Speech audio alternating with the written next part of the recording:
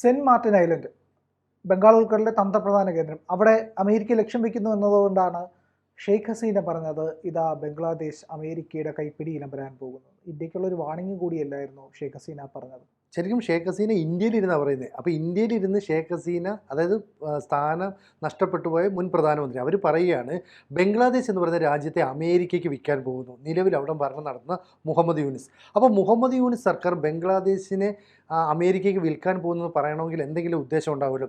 അതായത് അമേരിക്ക കാലങ്ങളായിട്ട് ലക്ഷ്യം വെക്കുന്ന ഒരു ദ്വീപാണ് ബംഗ്ലാദേശിലെ സെൻറ്റ് മാർട്ടിൻ ഐലൻഡ്. കാരണം തന്ത്രപ്രധാനമായ ഒരു ദ്വീപെന്ന് വേണമെങ്കിൽ പറയാം. കാരണം ബംഗ്ലാദേശിൽ ഇരുന്നുകൊണ്ട് തന്നെ ബംഗാൾ ഉൾക്കടലിലെ നിയന്ത്രണങ്ങളൊക്കെ കൺട്രോൾ ചെയ്യാം, അല്ലെങ്കിൽ അവിടുത്തെ കപ്പൽ ഗതാഗതം, ചരക്ക് ഗതാഗതം ഒക്കെ നിയന്ത്രിക്കാൻ കഴിയുന്ന ഒരു തന്ത്രപ്രധാനമായ മേഖലയാണ്. ഇപ്പോൾ സെൻറ്റ് മാർട്ടിൻ ഐലൻഡ് എന്ന് പറയുന്നത് അമേരിക്ക ലക്ഷ്യം വെക്കുന്നു, ഇന്ത്യൻ ലക്ഷ്യം വെക്കുന്നു, ചൈന ലക്ഷ്യം വെക്കുന്നു എന്നൊക്കെയാണ് പറയുന്നത്. ബംഗാൾ ഉൾക്കടലിൻ്റെ കിഴക്ക് വടക്ക് മേഖലയിലായിട്ട് 3 ചതുരശ്ര കിലോമീറ്ററായിട്ട് പരന്നു കിടക്കുന്ന ഒരു ദ്വീപാണിത്. ഈ ദ്വീപ് എന്ന് പറയുന്നതാണ് ശരിക്കും പറഞ്ഞാൽ ലോക ശ്രദ്ധ ആകർഷിച്ചത്. കാരണം ഒരു രാജ്യത്തെ പ്രധാനമന്ത്രിക്ക് അവരുടെ സ്ഥാനം നഷ്ടപ്പെടുത്തിയ ദ്വീപ് എന്ന് പറഞ്ഞാൽ അമേരിക്ക തങ്ങൾക്ക് ഈ ദ്വീപ് ഇങ്ങ് തന്നേക്കുമെന്ന് ആവശ്യപ്പെട്ടു, ജോ ബൈഡൻ്റെ കാലത്തും അതിനു മുമ്പുമൊക്കെ. പക്ഷേ എക്കാലത്തും ഷെയ്ഖ് ഹസീന ഇന്ത്യയുമായിട്ട് നല്ല ബന്ധം പുലർത്തി. അപ്പോൾ ഇന്ത്യയോട് ആലോചിക്കാതെ, ഇന്ത്യയുമായിട്ട് ചർച്ച ചെയ്യാതെ അവർ തീരുമാനമൊന്നും എടുക്കില്ല. അതായത് അടുത്ത തെരഞ്ഞെടുപ്പ് വരുമ്പോൾ സമാധാനപരമായി ഇലക്ഷൻ നടത്താനുള്ള എല്ലാ സഹായവും ചെയ്തു തരാമെന്ന് ഒരു വെള്ളക്കാരൻ എന്നോട് പറഞ്ഞുവെന്ന് ഷെയ്ഖ് ഹസീന നേരത്തെ വെളിപ്പെടുത്തിയിട്ടുണ്ട്. അതിതാണ്, അത് സെൻറ്റ് മാർട്ടിൻ ഐലൻഡ് അവർക്ക് കൊടുത്തു കഴിഞ്ഞാൽ ഒരു പക്ഷേ അവിടെ എല്ലാ പിന്തുണയും ഞങ്ങൾ നൽകാമെന്നാണ് പറഞ്ഞത്. ഏറ്റവും ഒടുവിൽ സംഭവിച്ചത് എന്താണെന്ന് വെച്ചാൽ അവിടെ വലിയ വിദ്യാർത്ഥി പ്രക്ഷോഭം ഉണ്ടാകുന്നു, ജനങ്ങൾ കലാപവുമായിട്ട് തെരുവിലിറങ്ങുന്നു. ഒടുവിൽ ഷെയ്ഖ് ഹസീനയ്ക്ക് രാജ്യം വിട്ടു പോകേണ്ടി വരുന്നു. അന്ന് അവിടുത്തെ ആർമിയുടെ പിന്തുണയോടെ അവർ ഇന്ത്യയിലേക്ക് കടക്കുകയായിരുന്നു. ഇന്ത്യയിലേക്ക് കടന്ന് അവർ സേഫായിട്ട് അവിടെ നിൽക്കുന്നു. ഇപ്പോൾ ഇന്ത്യയിൽ ഇരുന്നുകൊണ്ട് പറയുകയാണ് ബംഗ്ലാദേശിനെ മുഹമ്മദ് യൂനിസ് സർക്കാർ വിൽക്കാൻ ശ്രമിക്കുന്നുവെന്ന്. എന്ന് പറഞ്ഞാൽ അങ്ങനെ ഒരു രാജ്യത്തിരുന്ന് ഒരു മുൻ പ്രധാനമന്ത്രിക്ക് പറയണമെങ്കിൽ ഇന്ത്യൻ സൈന്യത്തിൻ്റെ, ഇന്ത്യൻ ഭരണകൂടത്തിൻ്റെ ഒരു പിന്തുണ ഉണ്ടാകണം, അല്ലാതെ പറയാൻ പറ്റില്ല. ഇപ്പോൾ ഈ പറയുന്നതിൻ്റെ കാരണം എന്ന് പറയുന്നത് മുഹമ്മദ് യൂനിസ് സർക്കാരിനോട് ബംഗ്ലാദേശിലെ പട്ടാള ഭരണകൂടം പറയുകയാണ് ഡിസംബറോടുകൂടി അവിടെ ബംഗ്ലാദേശിൽ ഇലക്ഷൻ നടത്താം, ജനുവരിയിൽ പുതിയ ഭരണകൂടം അവിടെ നിലവിൽ വരണം. അതായത് വാക്കറുസ്സമാൻ എന്ന് പറയുന്ന സൈന്യാധിപൻ ഇതുവരെ പരസ്യമായ നിലപാടൊന്നും എടുത്തിരുന്നില്ല. ധാക്കയിലെ കൻ്റോൺമെൻറ്റിൽ ആർമി ഉദ്യോഗസ്ഥർ ഒരു മീറ്റിങ്ങിൽ പങ്കെടുത്തുകൊണ്ട് പറയുന്നു ഇനി ബംഗ്ലാദേശിൽ ഒരു കലാപമോ വിദ്യാർത്ഥി പ്രക്ഷോഭമോ സംഘർഷമോ ഉണ്ടായാൽ പട്ടാളം ബാരക്കിലിരിക്കാൻ പാടില്ല എന്ന് പറഞ്ഞാൽ നിരത്തിലേക്ക് ഇറങ്ങണമെന്ന്. അപ്പോൾ പട്ടാളം ബാരക്കിലിരിക്കില്ല എന്ന് പറഞ്ഞാൽ അർത്ഥം എന്താ? കലാപത്തെ അടിച്ചമർത്താൻ ഞങ്ങൾ വരുമെന്നാണ്. അപ്പോൾ ഇത്രയും നാൾ മുഹമ്മദ് യൂനിസ് കരുതിയത് ഈ രീതിയിൽ ഭരണമൊക്കെ മുന്നോട്ട് കൊണ്ടുപോകാം, അങ്ങനെ ഞാനിവിടുത്തെ ഭരണാധികാരിയായിട്ടിരിക്കാം, സൈന്യം ഇടപെടില്ല എന്നാണ്. പക്ഷേ ഇപ്പോൾ വാക്കറുസ്സമാൻ പറയുന്നത് 8 മാസമായിട്ട് ഞങ്ങൾ സഹിക്കുന്നു, ഇനി അത് ഞങ്ങൾക്ക് ഉൾക്കൊള്ളാൻ പറ്റില്ല. മാത്രമല്ല തിരഞ്ഞെടുക്കപ്പെടുന്ന ഒരു ഭരണകൂടത്തിന് മാത്രമേ രാജ്യത്തിനെ ഭാവിയിലേക്ക് നയിക്കാൻ കഴിയൂ, അല്ലെ മുൻകൂട്ടി എന്ത് നടപടികൾ ചെയ്യണമെന്നൊക്കെ ആസൂത്രണം ചെയ്ത് പോകാൻ പറ്റും. ഇപ്പോഴുള്ളത് താൽക്കാലിക ഭരണകൂടമാണ്, ഇത് ഇലക്റ്റഡ് ഗവൺമെൻറ് അല്ല. അതുകൊണ്ട് തന്നെ രാജ്യത്തിൻ്റെ പരമാധികാരത്തിൽ സൈന്യം പങ്കെടുക്കില്ല, അല്ലെങ്കിൽ ഇടപെടില്ല. പക്ഷേ രാജ്യത്തിന് എന്തെങ്കിലും പ്രശ്നം വന്നാൽ ഞങ്ങൾ അതിനകത്ത് ഇടപെടും. അപ്പോൾ വാക്കറുസ്സമാൻ്റെ ഈ നിലപാട് ശരിക്കും പറഞ്ഞാൽ ഈ മുഹമ്മദ് യൂനിസിനെ ഞെട്ടിച്ചു എന്ന് നമുക്ക് പറഞ്ഞുകൂടെ? അതെ, മുഹമ്മദ് യൂനിസിനുള്ള ഒരു ഭീഷണിയാണത്. ഏത് നിമിഷം വേണമെങ്കിലും ബംഗ്ലാദേശ് പട്ടാളത്തിൻ്റെ പിടിയിൽ ഒതുങ്ങാം എന്നുള്ളതിൻ്റെ ഒരു സൂചന. കാരണം ഒരു പരിധിക്കപ്പുറത്ത് സൈന്യത്തെ എതിർത്ത് കഴിഞ്ഞാൽ മുഹമ്മദ് യൂനിസിനെ തന്നെ പിടിച്ച് ജയിലിലിടാമെന്നുള്ളൊരു അവസരവും പട്ടാളം ഒരുക്കി വെക്കുന്നുണ്ട്. അതായത് കലാപത്തിന് ആഹ്വാനം ചെയ്തു എന്നുള്ള ഒറ്റ കാരണം മതി മുഹമ്മദ് യൂനിസിനെ പിടിച്ച് ജയിലിലിടാൻ. അങ്ങനെ ജയിലിലിട്ട് ഇയാൾക്ക് പുറത്തിറങ്ങാൻ പറ്റില്ല. പിന്നെ അതുകൊണ്ട് ഇയാൾ എന്താ ചെയ്തതെന്ന് പറഞ്ഞാൽ എല്ലാ രാഷ്ട്രീയ പാർട്ടികളുടെയും പിന്തുണ ആർജിക്കാൻ ശ്രമിച്ചു. എന്നിട്ടൊരു പ്രസ്താവന നടത്തി, എനിക്ക് എല്ലാ പാർട്ടികളുടെയും പിന്തുണ കിട്ടിയില്ലെങ്കിൽ ഞാൻ എൻ്റെ സ്ഥാനം ഉപേക്ഷിക്കും. ഏതാ? താൽക്കാലികമായ ഉപദേഷ്ടാവ് എന്ന സ്ഥാനം. പക്ഷേ എല്ലാ രാഷ്ട്രീയ പാർട്ടികളും ഇയാളെ പിന്തുണച്ചില്ല. അതിനാണ് BNPയും ജമാഅത്തെ ഇസ്ലാമിയൊക്കെ പോയി കാണുന്നത്. അവിടെ പോയി കണ്ടു. എന്നിട്ട് ഇയാൾ അവാമി ലീഗിനെ നിരോധിക്കുകയും ചെയ്തു. പക്ഷേ തന്ത്രം പൊളിഞ്ഞപ്പോൾ ഇനിയും പിടിച്ചു നിൽക്കണം. അപ്പോൾ ഇയാൾ പറഞ്ഞു 2020 ഏതാണ്ട് ജൂൺ ജൂലൈ ഒക്കെ ആകുമ്പോൾ നമുക്ക് ഇലക്ഷൻ നടത്താം. അപ്പോൾ വാക്കറുസ്സമാൻ പറഞ്ഞു പറ്റില്ല, ഇവിടെ 8 മാസമായിട്ട് അശാന്തി വിളയാടുന്നു, അതുകൊണ്ട് തന്നെ ഡിസംബറോടുകൂടി ഇലക്ഷൻ നടത്തിയേ പറ്റൂ. അപ്പോൾ അവാമി ലീഗ് മത്സരിക്കുന്നെങ്കിൽ അവർ മത്സരിച്ചോട്ടെ, ഇനി BNP അതായത് ബംഗ്ലാദേശ് നാഷണലിസ്റ്റ് പാർട്ടി, ബീഗം ഖാലിദാസിയാണ്, അവർ മത്സരിക്കുന്നത്, അവർ വന്നോട്ടെ. വിദ്യാർത്ഥികൾ പ്രക്ഷോഭം ഉണ്ടാക്കിയിട്ടുണ്ട്, അവർ ഈ ജമാഅത്ത് ഇസ്ലാമിയുമായി ചേർന്നൊരു പാർട്ടി ഉണ്ടാക്കിയിട്ടുണ്ട്. അവർ പക്ഷേ ഒന്ന് വേരൂന്നി വരുന്നതേ ഉള്ളൂ, അവർക്കും കുറച്ച് വൈകി ഇലക്ഷൻ നടന്നാൽ മതി എന്നാണ്. പക്ഷേ ഇവിടെ നിലപാട് കടുപ്പിച്ച് സൈന്യം പറയുകയാണ് ഞങ്ങൾ ശക്തമായിട്ട് നിലപാട് സ്വീകരിച്ചു, രാജ്യത്തിൻ്റെ ഒരു നല്ല പോക്കിന് വേണ്ടിയിട്ട് എന്ത് പിന്തുണയും ഞങ്ങൾ ചെയ്യും, അതല്ലെങ്കിൽ പട്ടാളം ഇറങ്ങും, അങ്ങനെയാണെങ്കിൽ മുഹമ്മദ് യൂനിസ് ജയിലിലേക്ക് പോകേണ്ടി വരും. ഈ സമയത്താണ് അമേരിക്ക ഒരു സൈനിക അഭ്യാസ പരിപാടി നടത്താനായിട്ട് തീരുമാനിച്ചത്. അത് നടത്തുന്നത് എവിടെയെന്നറിയോ? ഈ സെൻറ്റ് മാർട്ടിൻ ഐലൻഡ് ദ്വീപിൻ്റെ അടുത്തായിട്ടാണ്. ഇതിന് പേരിട്ടിരിക്കുന്നത് എക്സസൈസ് ടൈഗർ ലൈറ്റ്നിങ് എന്നാണ്.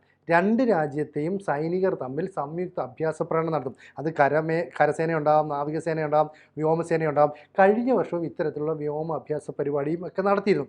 അന്ന് വാഖർ ഉസ്സമാൻ എന്ന് പറയുന്ന സൈനിക മേധാവി പറഞ്ഞു, അമേരിക്ക എന്ന് പറയുന്നത് നമ്മുടെ തൊട്ടടുത്തുള്ള ഒരു സൈനിക പാർട്ണറാണ്, ഒരു എന്താ പറയുന്നത്, ആയുധമൊക്കെ നൽകുകയും നമ്മളുമായിട്ട് യുദ്ധത്തിലൊക്കെ സഹകരിക്കുകയൊക്കെ ചെയ്യുന്ന ഒരു പാർട്ണറാണെന്ന് പറഞ്ഞു. അപ്പോൾ ഇപ്പോൾ ഇവർ ഈ സൈനിക അഭ്യാസം നടത്താൻ പോയപ്പോൾ നിലവിൽ യൂനിസിനെ അനുകൂലിക്കുന്നവർ പറയുന്നു, നമ്മുടെ അതിർത്തികൾ സംരക്ഷിക്കാനായിട്ട് അമേരിക്കയുടെ സഹായം ആവശ്യമാണ്, അവരുമായിട്ട് ഒത്തുചേർന്ന് പോകണമെന്നൊക്കെ പറയുന്നു.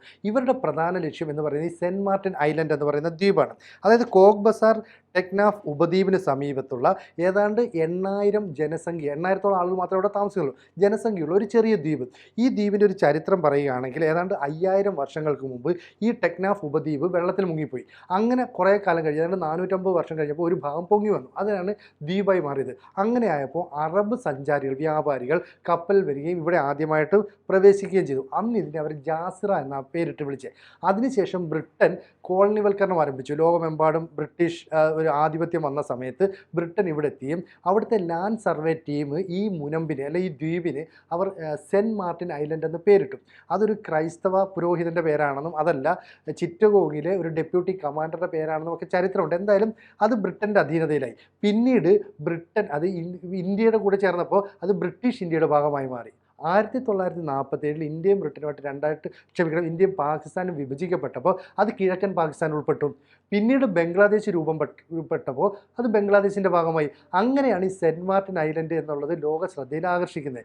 ഈ സെൻറ്റ് മാർട്ടിൻ ഐലൻഡ് എന്ന് പറയുന്ന ദ്വീപിൽ ഇരുന്നുകൊണ്ട് തന്നെയാണ് മലാക്ക കടലിടുക്ക് പോകുന്നത്. സമീപത്തൂടെ മലാക്ക കടലിടുക്കാണ് ലോകത്തിലെ ഏറ്റവും പ്രധാനപ്പെട്ട സമുദ്ര വ്യാപാര മേഖല എന്ന് പറയുന്നത്. അപ്പോൾ ഇവിടെ ഇരുന്നുകൊണ്ട് നിയന്ത്രിക്കാം എന്നുള്ളത് കൊണ്ട് തന്നെ ഈ മലാക്ക കടലിടുക്ക് മ്യാൻമർ, ഇന്ത്യ, ചൈന എല്ലാ രാജ്യങ്ങൾക്കും ഈ മേഖല വലിയ നിർണായകമാണ്. അപ്പോൾ അവരുടെ ട്രേഡിന് സഹായമാകുന്ന മേഖല പിടിച്ചെടുക്കാനാണ് ഇപ്പോൾ അമേരിക്ക ശ്രമിക്കുന്നത്. ഇത് ജോ ബൈഡൻ്റെ കാലത്ത് തുടങ്ങിയ ശ്രമമാണ്. പക്ഷേ ട്രംപിന് ഇതുകൊണ്ട് താല്പര്യമില്ലായിരുന്നു. പക്ഷേ കാലം മാറിയപ്പോൾ ട്രംപ് കച്ചവടത്തിലേക്ക് കണ്ണൂന്നി.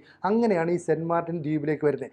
ഈ സെൻറ്റ് മാർട്ടിൻ ദ്വീപിന് സമീപത്ത് ഒരു സൈനിക അഭ്യാസ പ്രകടനം നടത്തുക എന്ന് പറഞ്ഞാൽ അമേരിക്കയ്ക്ക് അവിടുത്തെ ചില സൈനിക താല്പര്യങ്ങളുണ്ടെന്നും അവിടെ ഒരു ബേസ് സ്ഥാപിക്കണമെന്നുമാണ് ആഗ്രഹം. ഇവിടെയാണ് ഷേഖ് ഹസീന പറയുന്നത്, അമേരിക്കയ്ക്ക് നിങ്ങൾ സെൻറ്റ് മാർട്ടിൻ ഐലൻഡ് ബംഗ്ലാദേശ് വിറ്റു എന്ന് പറഞ്ഞാൽ അമേരിക്കൻ സൈന്യം അവിടേക്ക് വരുന്നതിനെ ഞാൻ അനുകൂലിക്കുന്നില്ല, ഞാൻ അവിടേക്ക് തിരിച്ചു വരും. അങ്ങനെ തിരിച്ചു വന്നാൽ ഇന്ത്യൻ സൈന്യവും വരാം. ഒരു പക്ഷേ ഇന്ത്യയുടെ പിന്തുണ, ഇന്ത്യയുടെ പരോക്ഷമായ സഹായം ലഭിച്ചതുകൊണ്ടാകാം ഈ ഷേഖ് ഹസീന അത് പറയുന്നത്. അല്ലാതെ മറ്റൊരു രാജ്യത്തിരുന്ന് ആ രാജ്യം ഞങ്ങളുടെ കൂടെ ഉണ്ടാകുമെന്നുള്ള രീതിയിൽ പരോക്ഷമായ പ്രസ്താവന നടത്താൻ പറ്റില്ല. ഇനി ഒന്ന്, അവിടുത്തെ പ്രധാനമായി ചിറ്റഗോങ് മേഖലയാണ്. ഈ ചിറ്റഗോങ് മേഖലയിൽ ചക്മ എന്ന് പറയുന്ന ഗോത്ര വിഭാഗമുണ്ട്.